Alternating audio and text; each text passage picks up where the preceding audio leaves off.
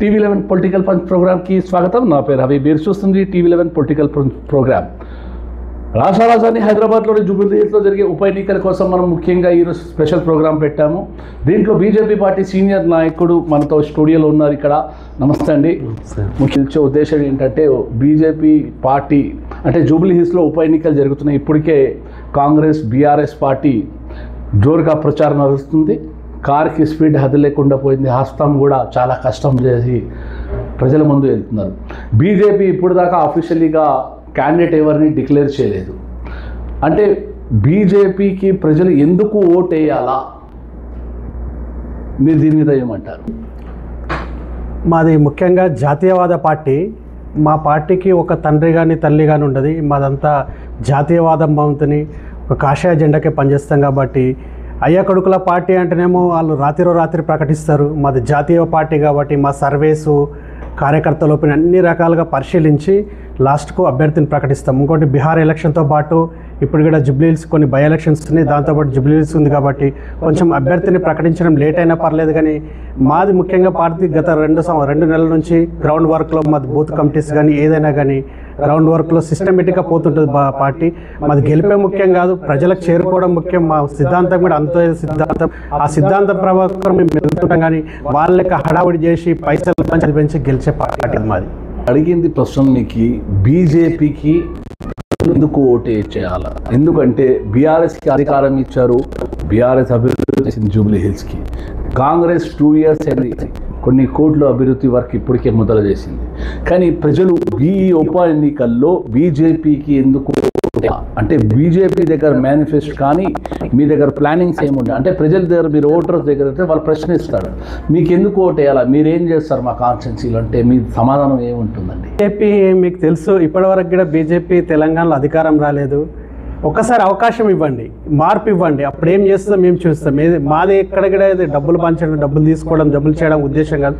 మీరు కాంగ్రెస్ పార్టీని చూసారు, ఇటు బీఆర్ఎస్ని చూసారు, అన్ని పార్టీలను చూసారు. గత స్వతంత్రం వచ్చి 75 సంవత్సరాల్లో ఇప్పటి వరకు అలా అవకాశం ఒక్కసారి మార్కెట్ ఇవ్వండి, ఇస్తే మా మార్పు అనేది చూస్తాం. మేము రాకముందే బీజేపీ ప్రజా సమస్యలపై ఎన్నో పోరాటాలు, నిరసనలు, ధర్నాలు, రకరకాల కార్యక్రమాల ద్వారా ప్రజల్లోకి వెళ్తున్నాం. ప్రజలకు ప్రభుత్వాన్ని మా ద్వారా ప్రజల ముందుకే మేము ప్రశ్నిస్తున్నాం.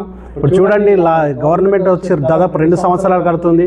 వారు 6 గ్యారెంటీలు అన్నారు, 426 అబద్ధాలు చెప్పారు. ప్రభుత్వంలోకి వచ్చారు, ఎక్కడ వాళ్ళు ఏ స్కీములు కూడా ఎక్కడ చేయట్లేదు. గత ప్రభుత్వం వాళ్ళని కాదు అనుకుని ప్రజల్లో దృష్టిలో వాళ్ళు పని చేయకుండా వాళ్ళంటి వాగ్దానాలు పరిమితమైన ప్రభుత్వాన్ని చేంజ్ చేసిన ప్రజలు ఇప్పుడు ఈ కాంగ్రెస్ నుండి జూబ్లీహిల్స్ ఎలక్షన్ ద్వారా గట్టి గుణపాఠం చెప్తారు. మాగంటి సునీత కోటేశ్వర సానుభూతితో పాటు మాగంటి గోపీనాథ్ గారు చేసిన సేవలు, అదే బీఆర్ఎస్ అందుకోసం మేము డెవలప్మెంట్ చేసాము, మేము రోడ్స్ వేయించాము, డ్రైనేజ్లు వేయించాము, అది చేయించినామని అడగచ్చు. కాంగ్రెస్ పార్టీ 18 నెలలైంది అధికారంలో వచ్చి. కాంగ్రెస్ పార్టీ కూడా ఇప్పటికే 10 సంవత్సరాలు బీఆర్ఎస్ అధికారంలో ఉండి రేషన్ కార్డు లేదు, కానీ కాంగ్రెస్ ఇచ్చింది. 6 గ్యారంటీలు చెప్పిన ప్రకారంగా బస్సు ఫ్రీ ఇచ్చింది, అన్ని మరి ఆరోగ్యశ్రీకి 10 లక్షలు చేసింది, కరెంట్, గ్యాస్ ఇవన్నీ స్కీమ్ అమలు చేసింది. కేవలం బీజేపీ బీఆర్ఎస్ పార్టీ కాంగ్రెస్ని బ్లేమ్ చేస్తున్నారు అంటున్నారు. అలాగే ముఖ్యమైన విషయం చూస్తే ఇక్కడ బీజేపీ పార్టీ ఉండని, ఇటు టీఆర్ఎస్ ఉండని, కాంగ్రెస్ యువ నాయకుడు నవీన్ యాదవ్ ప్రతి విధంగా దసరా అప్పుడు హిందూ సోదరులతో, రంజాన్ అప్పుడు ముస్లిం సోదరులతో, క్రిస్మస్ అప్పుడు క్రిస్టియన్ సోదరులతో ప్రతి ఒక్క ప్రోగ్రాం పాల్గొనాలా, యాక్టివిటీస్ చేస్తున్నాను. ఆ సోషల్ యాక్టివిటీస్ ప్రజల్లో ఉండి ప్రజల సేవ చేసే వల్లనే ఒక నేషనల్ పార్టీ అవకాశం ఇచ్చింది నవీన్ యాదవ్కి. అందుకోసం నేను ప్రజల దగ్గర పోయి అడగచ్చు ఓటని. కానీ వేరే పార్టీ అభ్యర్థులు కానీ బీఆర్ఎస్ 10 సంవత్సరాల అధికారంలో ఉండి సొంత పార్టీ నాయకులపై మరి స్థానికులపై ఎన్నో వేధింపులు కేసులు పెట్టింది. అలాగే బీజేపీ కేవలం మాట్లాడుతుంది, రాత్రి 1 కానీ ప్రజల్లో ఉండదు. కేవలం కులాలకి, ప్రాంతాలకి అతీతంగానే కేవలం మాట్లాడుతుంది బీజేపీ. అందుకోసం కాంగ్రెస్ని గెలిపించాలని కాంగ్రెస్ యువ నాయకుడు అంటున్నాడు. ఎలా దిగుతుంది కాంగ్రెస్ అభ్యర్థి మీద, బీఆర్ఎస్ మీద? భారతీయ జనతా పార్టీలో ప్రతి కార్యకర్త కూడా బీజేపీ సమానం. మాకు ముందుగానే మాకు తెలుసు, మీరు ఏ ఎలక్షన్లో పోయినా కానీ ఇటు ముఖ్యమంత్రి అభ్యర్థిని కానీ ప్రధానమంత్రి అభ్యర్థిని ఫస్ట్ ప్రకటించాం. ఎందుకంటే మాకు పార్లమెంటరీ బోర్డు ఉంటే వాళ్ళంతా కూర్చొని సమిష్టి నిర్ణయం తీసుకుంటారు కాబట్టి ఆ నిర్ణయం ప్రకారం మా అభ్యర్థి ప్రకటిత ఒకటి. రెండవది ఏంటంటే మీరు గడిచిన ఈ ఒక్క జూబ్లీహిల్స్ తీసుకుందాం. గోపీనాథ్ గారు దివంగత నేత చనిపోయారు, మాట్లాడకూడదు కానీ మనం మాట్లాడుకోవాలి. ఇక్కడ మీరు రాయలసీమని చూశారు, అక్కడ ఎన్ని గొడవలు ఉంటాయి, ఎన్ని ఫ్యాక్షనిజం ఉంటుంది. అట్లాంటి ఫ్యాక్షనిజాన్ని నడిపించాడు, ఇక్కడ ఒక వ్యవస్థను నడిపించాడు, ఒక ప్యారలల్ గవర్నమెంట్ నడిపించాడు. ఎక్కడ చూసినా దౌర్జన్యం, ఎక్కడ ఏదైనా ప్రశ్నిస్తే వాళ్ళ మీద కేసులు పెట్టడం, కొట్టడం, తిట్టడం. మీకు తెలుసు భారతీయ జనతా పార్టీ కార్యకర్తలే ఎన్నోసార్లు ప్రశ్నిస్తే వాళ్ళ మీద దాడులు చేసి కేసులు పెట్టించి చేసిండు. ఎక్కడెక్కడ మనం తిరుగు కేసు పెట్టినా కానీ ఎక్కడెక్కడ ప్రభుత్వం తీసుకోలేదు. మీరు చూస్తున్నారు, రెండవ మాట చెప్పారు, నవీన్ యాదవ్ గారు గురించి చెప్పారు, సంతోషం. నవీన్ యాదవ్ గురించి చెప్పారు, యువ నాయకుడు అన్న సంతోషం. మీరు వాళ్ళ చరిత్ర తీసుకోండి, వాళ్ళ ఫ్యామిలీ బ్యాక్గ్రౌండ్ కానీ వారి బ్యాక్గ్రౌండ్ కానీ చూసుకోండి. వాళ్ళు ఎక్కడి నుంచి వచ్చారు, ఎక్కడి నుంచి వచ్చారు, వేల ఆస్తి సంపాదించి ఖర్చు పెట్టి గెలుస్తారు.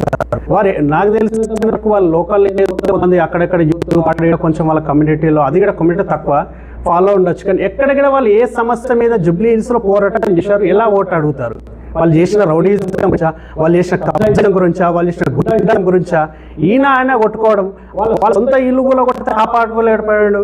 ఒకరోజు వాళ్ళ టెంపుల్ దగ్గర, అదేంటి అమ్మవారి గుడి దగ్గర కమాండ్ కూడా కొడితే భారతీయ జనతా పార్టీ కార్యకర్తలు నిలబడే కమాండ్ నిలబెట్టినాం. గోపీనాథ్ గారు వస్తే ఆ రోజు లేడు, పారిపోయారు. ఇప్పుడు వచ్చి ఓట్లు అడుగుతాం, ఓట్లేయండి, ఓట్లు ఎట్లా వేస్తారు చెప్పి, ఏ నమ్మకంతో వేస్తారు చెప్పండి. మీరు చేసిన గుండాయిజాక మీకు తెలుసు, వాళ్ళ తమ్ముడు కానీ వాళ్ళ ఫాదర్ కానీ, మీరు ఏ పిఎస్లో కానీ మీరు జూబ్లీహిల్స్ పోలీస్ స్టేషన్కి వెళ్ళండి, టైటిల్ ఉంటుంది ఫస్ట్, ఎవరి ఉంటాయి అక్కడ, దొంగలు ఉంటుంది, రౌడీ షీట్, వాళ్ళ ఫోటోలు ఉంటాయి మీకు అక్కడ. మనవి మాత్రం ఉంటాయి. ఎందుకంటే మేము మా సిద్ధాంతాలే సపరేటు. మేము ప్రభుత్వం రావాలి, మేము గెలవాలనుకుంటే ఎప్పుడో వాజ్పేయి గారి టైంలో, అంతకుముందు దీన్ దయాళ్ ఉపాధ్యాయ టైంలో మా సిద్ధాంతం అంత్యోదయ సిద్ధాంతం, ప్రజలందరికీ చేరాలి, అన్ని ఫలాలు ప్రజలకు రావాలనే సిద్ధాంతం.